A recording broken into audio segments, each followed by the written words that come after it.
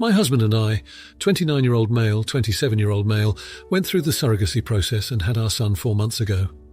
We were thrilled when my sister, 31-year-old female, announced her pregnancy, and we found out we would be having children very near the same time. Our niece was born a little over 2 months after our son. My situation and my sister's closely mirror each other. Our husbands both work typical 9 to 5s with 30, 45-minute commutes. My sister is a stay-at-home mum, and I do freelance work from home. For the first 2 weeks after our son was born, the first of which my husband took off of work, we would both take partial night shifts. Once I felt like I had at least some of my bearings on parenthood, I offered to take over completely on weeknights while he does mornings before work plus weekends. It's a collaborative process, and that breakdown of parenting just made sense to me. My husband was the one leaving our home to work every day. He was the one who had to be up by a specific time and make a drive. At 4 months, we no longer have this obstacle anymore, and to be honest, I kind of miss the sweet, quiet bonding time those extra night feeds provided, now that he's settled onto a nice sleep schedule and usually only wakes up once. Still, I think we got it down to almost the perfect science before we exited the newborn stage. My sister, on the other hand, is very much still in that phase and struggling. This has been a recurring problem for her from the beginning. She's been coming to me saying she's scared she's going to fall asleep holding the baby, that her husband won't help her with the night feeds, etc. I tried to give her tips since I've been through it. I suggested she let her partner take over in the evenings, around 6 to 9 p.m, so she can go to bed early and catch a few more hours, nap when baby naps, etc. She shot down everything saying that wouldn't work for them, and that she just needed her partner to do some of the night feedings. I reminded her that her husband is the one commuting in the mornings, and falling asleep while driving was a very real possibility, and that I had lived through it and so could she. I then offered to watch her daughter for a few days so she could catch up on sleep. She took major offence to both of these things. She said I was belittling her experience and acting like I was a better parent. She said I couldn't truly empathise with her or give her valuable tips since she'd been pregnant, and I hadn't. And that me offering to watch my niece just felt like me saying she needed help raising her own daughter. My intentions were definitely not malicious, and I'd like some outside perspective here. Am I the jerk? Edit. I'm a man. Saw some people calling me a woman in the comments, just wanted to clarify. Small update here, but the TL doctor of it all is that I've apologised because I was definitely the jerk for those comments, even if I didn't intend to be. My sister accepted said apology, and hopefully moving forward I can truly be the listening ear she needed, and not someone who offers solutions that weren't asked for, especially when our circumstances aren't all that similar. My husband has clearly been taking on many more parenting duties than hers, and she and my niece both deserve better than that. Edit. Since poo mode has been activated, I can no longer comment without specifically messaging the mods to get them to approve said comment. I don't really feel like bothering them over and over again, so as much as I would like to continue engaging, I think I'll just leave things here. I appreciate all the feedback though. Thanks for the kind words and the knowledge lots of you have been providing. Now for a few comments before the update. Comment 1. I'm not going to be as cruel as the other commenters, or try to belittle the fact that you're a parent because you are. But she, unfortunately, is going through more than you did. Being pregnant is exhausting. Believe me, I've done it twice. Your body isn't going through the same process as hers is. She's healing, dealing with insane emotions and hormonal changes. You're obviously going through a huge life change as well, but again, it's not on the level that she is. I'm a stay-at-home mum as well, and my husband works. I've got 2 children, 4 and 1, and with our second, he was able to help out significantly more than the first. Now, not every night, but sometimes when I got very little sleep, he would get up and heat breast milk and feed our baby at night, even when he had to work the next day. She shouldn't demand help, but she also shouldn't have to demand help. Her husband should just do it. It's his kid too. You will come to learn that being a SAHU is a whole job in of itself. Usually when my husband gets home nowadays, I go and take about 30 minutes to myself. If I wasn't able to do that, and I know some people can't, I'd be so stretched thin, it's crazy. My kids stress me out, Lowell, especially the little one. She's such a quizzical kid, into literally everything all the time. I can't keep my eyes off her for a second. Anyways, I think you should apologise. I won't call you an AH, but you were kind of wrong in your assumption. Comment 2, you're the idiot. Your situation is not even close to being the same as hers. On top of that, her partner should be helping at night. It matters not one bit that she isn't the one driving to work. Everyone handles the postpartum period differently. One person's experience is not everyone's. Some breeze right through it and some struggle. Just because you managed the way you did doesn't mean everyone can. If she has concerns about falling asleep with the baby in her arms, he should listen and help. This is a legitimate concern. As a nurse who works with postpartum mothers, I've seen it, and it's freaking devastating. And guess who will come down on her for dropping the baby because she nods off during a feed? Yep, her partner, and probably you as well, because she's a stay-at-home mum and all she has to do is take care of the baby, right? She should be getting plenty or rest during the day while the baby sleeps, right? I imagine if she can lay the baby down during the day, the last thing she feels she can do is take a nap. I know I never could. I was always doing all the things I couldn't with the baby in my arms. Show some compassion. Instead of trying to tell her what she should be doing, offer to help with some things around the house, or just let her vent and offer no suggestions. Or maybe suggest to the father of the baby to actually help at night, even if it's only for one feed. It's not forever, and it's not asking too much. Comment 3. Full offence, but yes, you're the idiot. Your situations do not closely mirror each other. Her experience has been very different, especially considering her body is still recovering from pregnancy and giving birth, which is painful and completely exhausting. Did she have a C-section or natural childbirth? Did she have tear, have stitches? These details matter. She could also be struggling with PPD, something you do not have to worry about. I don't say this to belittle you. I say this because you're belittling her.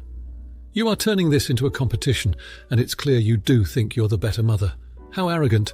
It is normal to expect your husband to help with night feedings. Just because you have not needed that help, likely because you didn't give birth and have absolutely no idea what that is like, does not mean you get to pass judgment on your sister for having different needs. Every baby is different.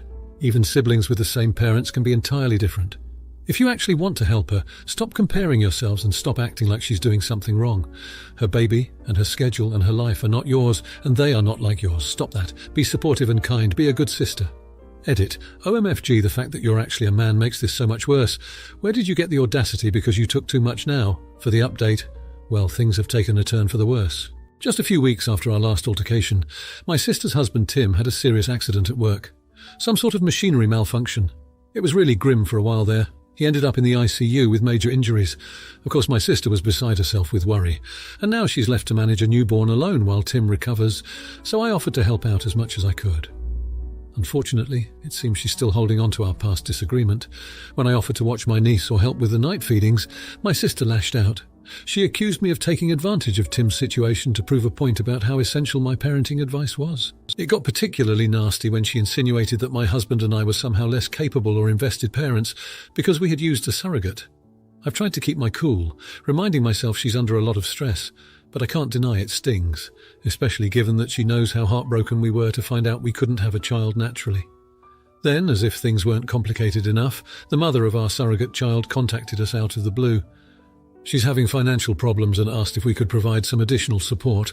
My husband and I are more than willing to help, but we're wary. It's a sensitive situation and we don't want to do something that might make her feel like she's selling or giving away her child, especially given the pain we felt from our own fertility issues. So, yeah, it's been a rough month. Definitely not the joyous, new baby-filled experience we were all hoping for. Now for the comments. 1. Not the idiot. You offered to help in a difficult situation, which shows you have your sister and her family's best interest at heart. It's unfortunate that she's using this situation to bring up irrelevant issues about your parenting choices. Your choice to use a surrogate does not define your ability to parent. 2. Not the idiot. However, you might want to consider setting boundaries with the surrogate mother. It may be difficult given the emotional circumstances, but it's important to remember that you have already fulfilled your financial obligation in your surrogacy agreement. As much as empathy is needed, it shouldn't negate the fact that a contract was agreed upon and followed through. 3. Not the idiot, but it's essential to communicate clearly and honestly with your sister about the situation. It seems like there's a lot of stress and emotions are running high, which might have led to miscommunication or misunderstanding. A calm conversation could help in understanding each other's feelings and finding a solution. Now, for the next story. This is about my oldest. He has always wanted to travel the world and he just told us that he will have his wedding in France. We thought he was joking when it first happened, because he has mentioned so many destinations at this point. I also thought it would be in at least a year, but the invites came today. It is in 4 months in France. He's looking to do a mini-trip and apparently was able to book a small church in France for the whole thing. I told him it is absurd that he thinks we would be able to go. I don't have the PTO. I have already used most of it this year. Our youngest are in school. We don't have the money to have 5 wife and 3 minor kids. People take plane trips to France and I don't think my wife even has a passport. We got into a huge argument about it, so I want to know if we are being jerks on this. To make things clear, we didn't think it would be in France since he changed wedding ideas so many times. Also, we thought it would be fall 2024. January came out of nowhere. Now, for a few comments before the update. Comment 1. I'm from a different European country and I looked into getting married in France. For non-residents, it's actually quite difficult. You need to be resident in the country for a period of time, I believe 3 months. but may have changed. And all your documents must be translated into French and be approved by a legally qualified French solicitor. So, something doesn't add up here. Unless they are having the legal part done elsewhere and having a non-legal ceremony in France, which is presumably possible. Either way, not the idiot. If it's a destination wedding, it's usually something you get told about well in advance. At least 12 months beforehand to give people a chance to get time off, save some money, etc. Comment 2. Not the idiot whoever wants a destination. Weddings should be prepared that loved ones can't attend. Getting time off, finding accommodations, getting paperwork done and being able to afford it are no small obstacles. ETA. Thank you all for this many upvotes. Looking at this, I think attending a destination wedding costs more than my whole wedding in April. Darn, some people are crazy. Comment 3. Not the idiot. Can't he come home and have a small wedding for close family, but only if he's going to travel from where I assume USA? Sending an invitation 4 months before wedding feels a bit tight. Has he known his assuming wife or partner long? When he is taking such a quick wedding, I'm curious how he expected someone to travel across the globe on a short notice. Now, for the update. Well, Reddit, it's been a wild ride, but I'm happy to say it's all come together rather beautifully. The day after my last post, my spouse and I sat down and had a long, serious discussion. We acknowledged our fears and concerns, but decided that we couldn't let them stand in the way of our eldest child's happiness. We knew we had to make this work somehow. So we started planning. First, we approached our respective employers. There was a bit of grovelling involved, but they were surprisingly understanding. We were able to negotiate a slightly extended leave and even received unexpected financial help for the trip from my spouse's company. It's the first time our jobs have ever been this supportive, and we were very grateful. As for the younger kids, we decided to turn this into an educational experience. We spoke with their teachers and managed to arrange for some assignments they could complete while we're in France. The teachers loved the idea. They're even going to turn it into a class project. Now the kids are thrilled about the trip and they're looking forward to learning about French culture. The financial constraints were a major concern, and we had to make some sacrifices. We cut out all non-essential spending and started saving every penny we could. We didn't manage to save enough for a luxurious trip, but we did scrape together enough for the basics. As for the rest, a very generous family friend heard about our predicament and offered us a low-interest loan. We were hesitant at first, but after understanding the terms, we gratefully accepted. As for the passport situation, it was easier than we anticipated. My spouse never had a passport because there was never a need for one. We rushed the application and by some miracle it arrived in time. The wedding was an absolute dream.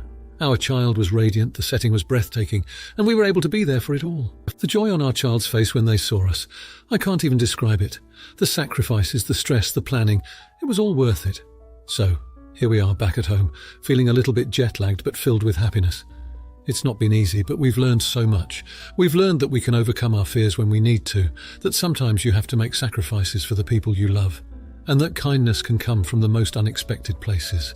And most importantly, we've learned that no matter where our children decide to get married, whether it's in our backyard or halfway across the world, we'll find a way to be there. Because in the end, that's what family does. Now, for the comments. 1. Not the idiot. It's clear that you went to great lengths to ensure you could attend your eldest child's wedding. It's commendable that you were able to negotiate with your employers, take advantage of unexpected assistance, and even turn this into an educational experience for your younger children. You've shown that family truly is the most important thing, and you were willing to make sacrifices for them. 2. Not the idiot.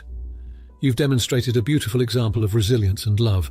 The fact that you received a low-interest loan from a close friend shows the strength of your relationships and the trust people have in you. Your commitment to your family, despite the financial constraints, is admirable and shows a lot of character. 3. Not the idiot. The steps you took to overcome your obstacles and the sacrifices you made for your family are truly inspiring. The most significant part is the lesson learned, the importance of kindness and the strength of familial bonds. It's clear that this journey was about much more than just attending a wedding. It was about family and being there for each other, even when it's challenging. Now, for the next story. I, 30s female, got married to my husband, 30s male, this July. Our wedding theme was the fairy court. We only invited close family and friends and asked that they wear jewel-toned dresses and suit jackets. The wedding was in a forest. We also took photos with almost everyone, not just the wedding party, which only consisted of a best man and a maid of honour. My sister-in-law, mid-20s, shows up in a blush pink dress and her boyfriend in a cream suit jacket. She thought that would make her stand out, I guess. She is an attention seeker according to everyone but her mum. Joke's on her, my dress was gold and shimmery. And my husband was in an emerald green jacket. Also, I was wearing a full-on crown, so there was no mistaking who the bride was. When the photographer asked me if she should Photoshop them a bit to make them blend in more, since we went with a dramatic photo style that emphasised the deep jewel tones and the darkness of the forest, I told her not to bother. Make them look nice, but don't change the colours or anything like that. Well, I received the photos 4 days ago. I posted some on my Instagram and most on Facebook, since most of our older relatives use it exclusively, and my sister-in-law and her boyfriend looked so out of place they were almost washed out. Then she had the nerve to comment on my post in a very passive-aggressive way, something along the lines of me washing her out to make myself stand out more. I replied by saying that she washed herself out by ignoring the wedding theme. She deleted her comment, but then we met last night at my in-laws. It was an accident, not planned or anything.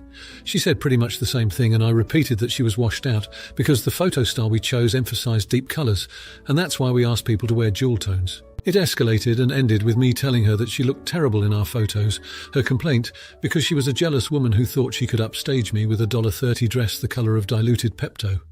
She started crying and left. Now my mother-in-law says I owe my sister-in-law an apology for publicly shaming her, as well as insulting her looks. So am I the jerk? Now for a few comments before the update. Comment 1. Everyone sucks here. Holy shoot. Do you all not have anything real to worry about? When you complicate the dress code to tell people what colours to wear, not everyone is going to comply. You had the choice to be gracious about it. She had the choice to shut up and not complain about how she looked in pictures that probably won't see the light of day after you settle into married life. Instead, you both chose to indulge in mean girl energy last seen in the 7th grade cafeteria. Absolutely no one is going to remember or care what anyone wore to your wedding once those pictures stop making the rounds on social media. Both of you need to calm the egos, and you need to remember what the day is supposed to be about. A celebration of marriage, not a meltdown over a dress. You owe each other an apology, no winners here. Comment 2. Not the idiot A. You did not insult her looks. You told her that the colour of her dress was a bad choice and that you were aware she chose it to stand out from everyone else. B. You already told them the dress code and they chose to do their own thing. Whilst I'm not necessarily for imposed dress codes at weddings outside of the regular expectations, smart casual / cocktail / black or white tie, and no white LOL, the fact that they look washed out in the photos is down to their choice of clothing, not the photographs or the photographer or you. Comment 3. Not the idiot. She fricked around an amp, found out. Sister-in-law an amp. Her boyfriend tried upstaging you and amp, your husband at your own wedding. The photographer offered to Photoshop them and amp. You refused on the grounds that the photos remain honest. You didn't do anything wrong. Don't apologise to what appears to be the golden child. She'll eventually stop talking to you altogether, so that's a win-win. Congratulations on your wedding. Now for the update. I'm afraid things have taken a turn for the worse. In the last month, my relationship with my sister-in-law has deteriorated even more. She didn't take kindly to the insult I threw at her, and unfortunately, it seems she's been holding a grudge. Last weekend she ended up throwing a party, and true to her nature she went all out on a pastels and pinks theme, fully knowing how much I detest pastels. They clash horribly with my fiery redhead complexion. As a peace offering I decided to partake in her theme and show up in a pastel blue dress, a colour that particularly washes me out.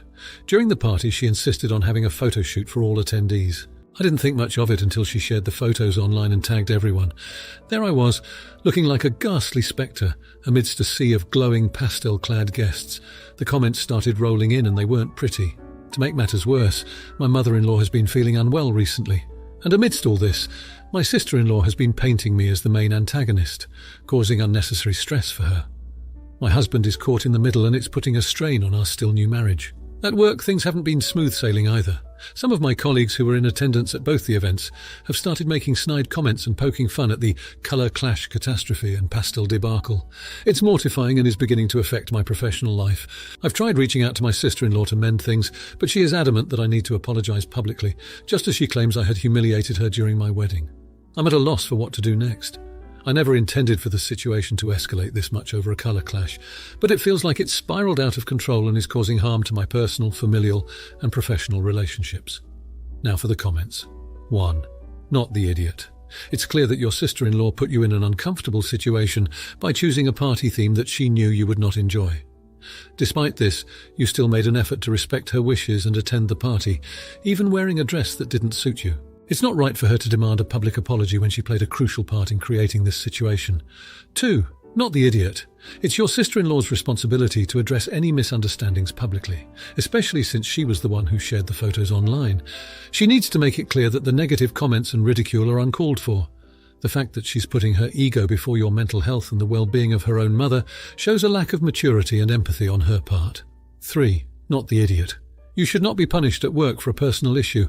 Your colleagues are crossing a line by mocking this situation, which is none of their business. As for your sister-in-law, she should be trying to ease the tension, considering it's affecting not just your personal life, but also your professional life. If she insists on a public apology, perhaps you should consider seeking advice from a third party or a professional mediator. If you like this video, you'll probably like these too. Also, while you're here, please consider subscribing. It's your support that keeps this channel alive and allows me to make better and longer videos. Have a great day.